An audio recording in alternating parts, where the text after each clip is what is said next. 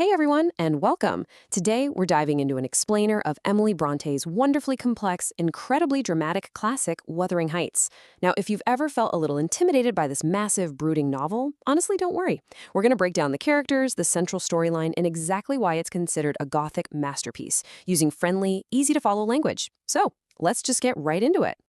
Our story actually kicks off with a total outsider. It's the year 1801, and a visitor named Mr. Lockwood arrives at a dark, totally isolated stone building up in the freezing Yorkshire moors. This place, known as Wuthering Heights, isn't exactly a welcoming bed and breakfast.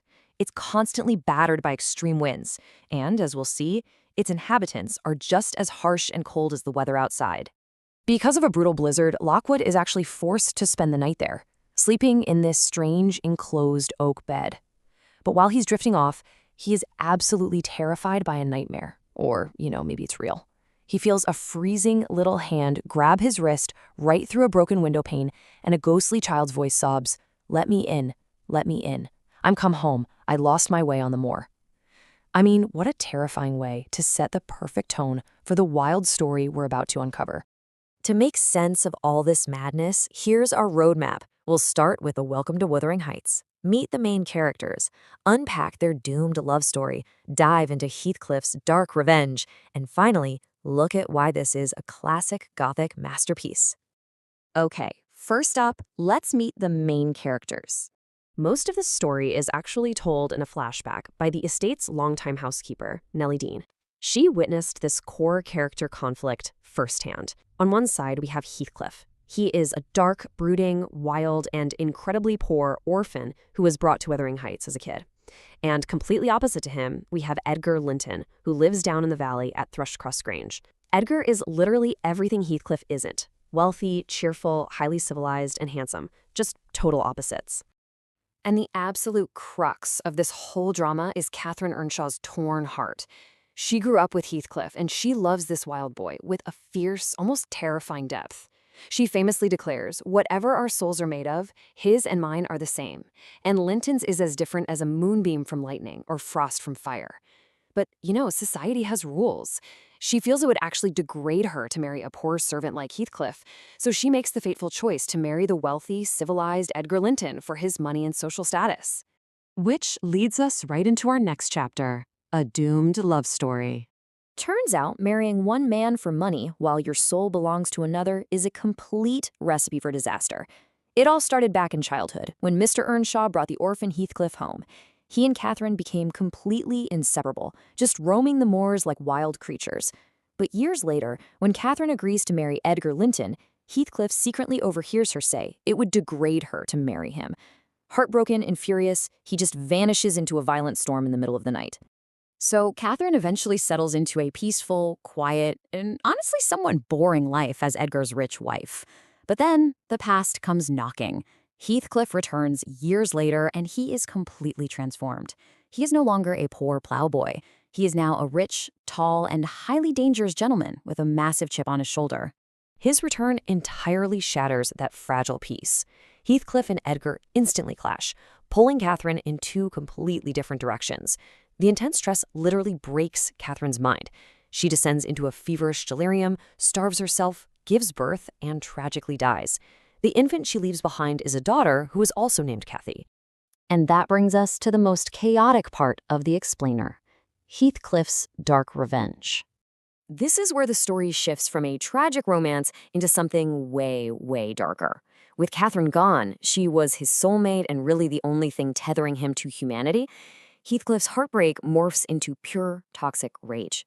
Over the next few decades, he orchestrates a masterclass in holding a grudge. He marries Edgar's sister strictly just to hurt him. He completely bankrupts Catherine's brother, Hindley. He forces Catherine's daughter to marry his own dying son, and ultimately, he steals both family estates. It's intense. The cycle of hatred breeding inside that house is perfectly captured by Catherine's brother, Hindley Earnshaw. He vows, "I'll have his gold too, and then his blood, and hell shall have his soul." Heathcliff's very presence bred immense violence and misery. Everyone trapped in Wuthering Heights just end up corrupted by this atmosphere of unfiltered revenge. It is an unbelievably toxic environment. But, as is usually the case, revenge doesn't actually bring him peace. After successfully stealing everything and making literally everyone miserable, Heathcliff just gives up. He stops eating entirely. He spends his final days completely obsessed, staring rapturously at unseen visions of Catherine's ghost, until he finally dies, joining her in the grave. Thankfully, the book doesn't end in total despair.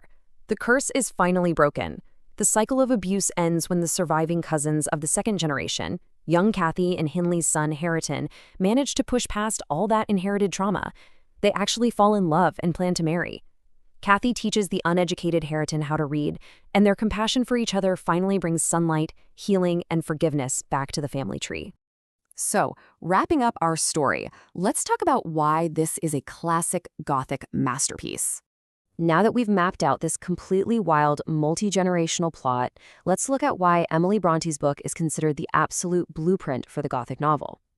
By definition, it's a genre featuring dark, picturesque scenery, startling melodrama, and an atmosphere of mystery, fear, and romance. I mean, that perfectly summarizes everything we just discussed, right?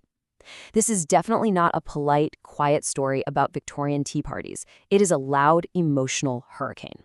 Brontë hooked us by employing all the iconic Gothic tropes. We've got haunted, isolated stone houses. We have extreme weather playing a huge role, storms, blizzards, and wind that reflect the characters' inner moods. We have vengeful, brooding anti-heroes like Heathcliff. We've got literal ghosts begging at the window. And most importantly, we have these intense, incredibly destructive passions that ruin lives. The physical setting is practically a character itself. The imposing Wuthering Heights estate standing firm against the harsh northern winds, it's just brilliant. The stormy, isolated, freezing environment perfectly mirrors the wild, untamed, and unforgiving emotions of the people locked inside it. So, I'll leave you with this final thought to ponder as we wrap up this explainer. Are Heathcliff and Catherine the ultimate romantic lovers, deeply misunderstood by society? Or are they simply two destructive forces of nature that just belonged to the wild moors? It's a debate readers have been having since 1847, and now you've got all the tools to decide for yourself. Thanks for joining me on this deep dive.